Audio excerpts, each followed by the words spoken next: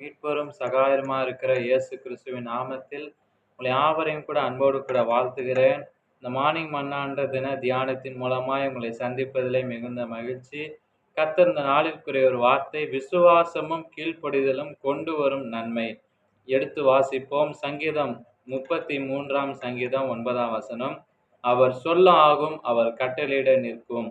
பின்னால நெருங்குகிற அந்த பார்வோன் சேனை, முன்னால் நின்ற சிவந்த சமுத்திரம் இவற்றை கண்டு திகைத்து போய் நிற்கிற இஸ்ரவேலரை அவங்கள என்ன பண்றாங்க, கண்களுக்கு முன் கடலை பிளந்து இயற்கைக்கு அப்பாற்பட்ட அற்புதத்தை நடப்பித்து உலர்ந்த தரை வழியாய் அவர் நடக்க பண்ணினாராம்.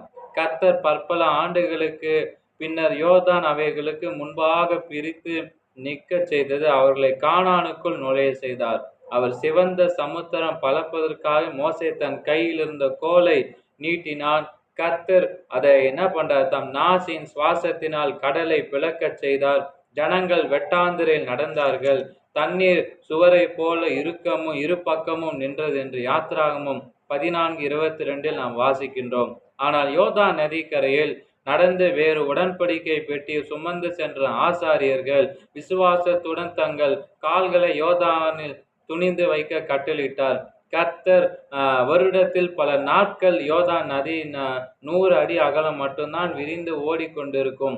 யோர்தான் கரை புரந்து 1 மைல் அகலத்துக்கு ஓடிக்கொண்டிருந்தது.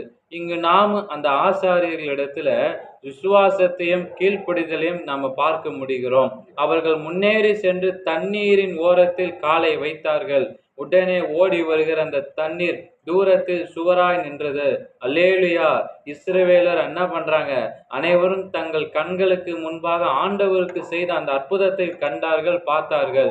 30 லட்ச ஜனங்கள் அத்தனை பேரும் நடந்தே சென்று மறுகரைக்கு அடைந்தனர்.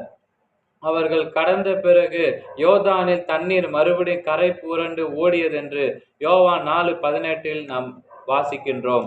ஜெபிப்போம். பிதாவே, நீர் மகத்துவமும் பயங்கரமுமான தேவன். உம்மால் ஆகாத காரியம் எதுவுமில்லை. நீர் கட்டளையிட்ட உயிருள்ள மற்றும் உயிரற்ற படைப்புகள் யாவும் அப்படியே கீழ்ப்படியவும், நானும் உமது வார்த்தையை நம்பி விசுவாசத்துடன் கீழ்ப்படிந்து முன்னேறி செல்ல கிருபை தாரும். இயேசுவின் நாமத்தில் ஆமென். Have a blessed day. God bless you. கர்த்தர் தாமே உங்களை ஆசீர்வதிப்பாராக. ஆமென்.